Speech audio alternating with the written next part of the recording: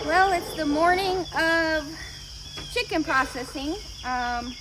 We've only done this once before, and it was with some roosters that we had. This is our big batch of meat birds, and Mike's just finishing getting stuff kind of set up and ready to go. So it should be interesting.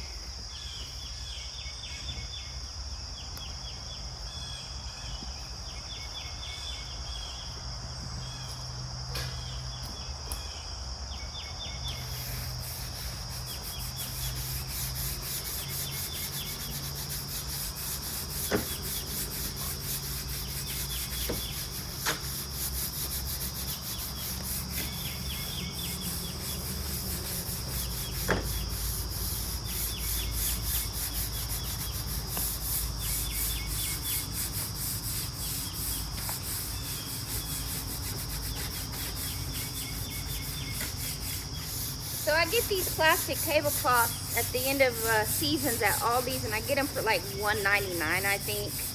And you don't have to use this. You can just use a plastic table like this.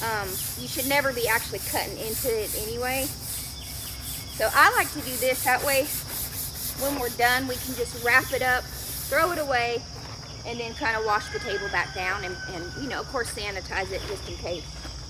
But to me, using these really helps on cleanup.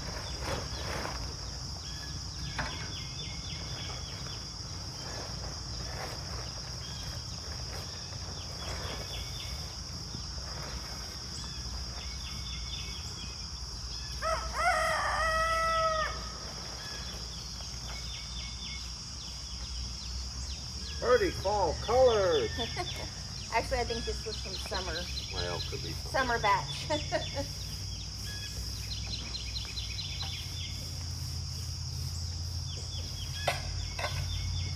So another part of the prep that I do is I get these bowls and I put soapy water in them, and that way as I'm eviscerating and getting the stuff out, if I need to rinse my hands real quick, I can rinse them in some antibacterial soap. So I need these with water, babe.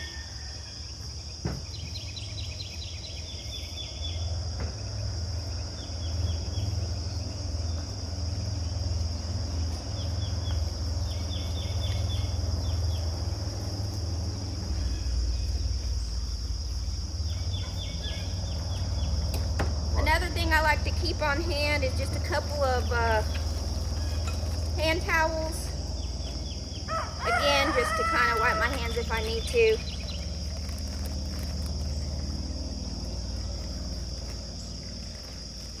These are just old rags that we have.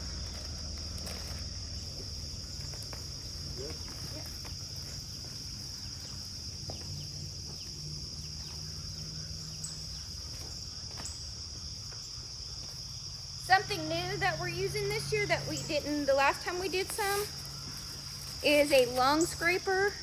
I found it really hard to get my hands in there and pull the lungs off of the ribs. So we did invest in one of these. It's not like it was expensive or anything. So this will be my first time using this, and we'll see how that goes.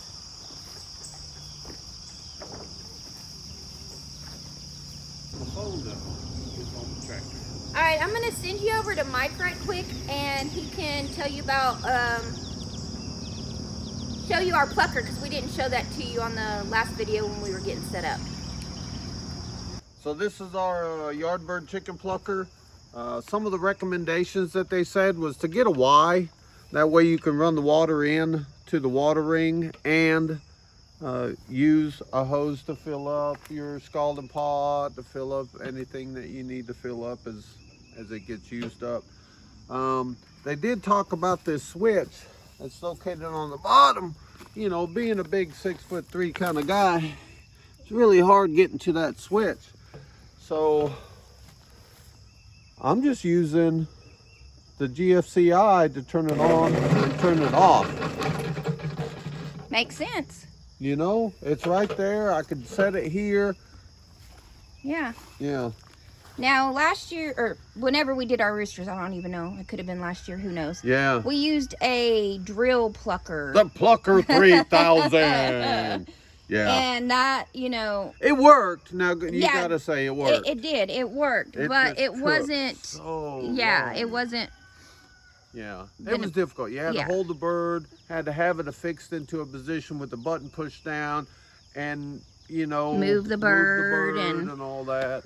It and worked. It yeah, I did mean, we only did fine. 3, so that was fine. But now that we're doing 15, we decided to go ahead and invest. Yeah, and we'll do the chicken math to figure out cost of bird, cost of feed versus what you can buy it in the store, you know, pasture raised, grain fed, no soy, no GMO, and then see how long it takes to pay for the plucker. That's right. Yeah. All if right. y'all want to know that, you know. Yeah. All right. I ain't making a video if y'all don't want to see it. You know what I mean? All right, moving on. All right, so another thing that I like to keep on hand is bleach wipes. If for some reason there's any poop or anything like that, I'm gonna bleach the area again and everything. So I like to keep bleach wipes on the hand. So we're just gonna do a few little last minute checks, and I think we're gonna get started. So. Hey Rose, you must try.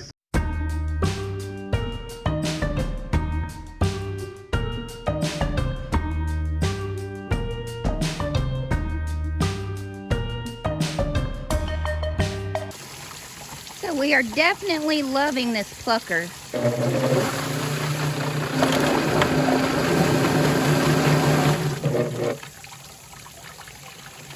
Although I think they're right about 2 of them bouncing around.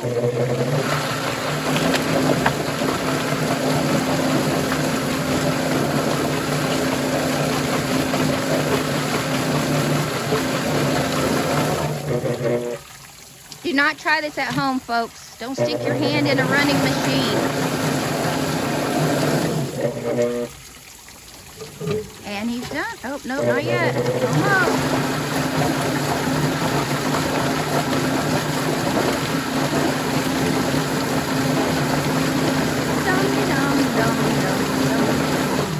Reskin' Robin. All right, look at that bird.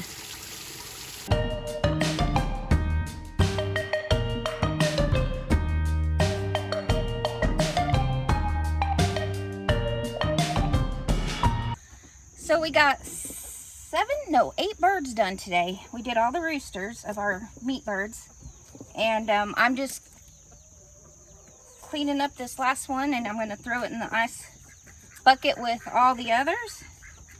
And then we're gonna take us a little break. When we come back from the break, I'll probably make that a part 2 of the video. So stay tuned for that. And that will be quality control and getting them into their shrink wrap bags. So thanks for coming along with us today on our very first ever big butchering day. And we'll see you next time. Bye, guys.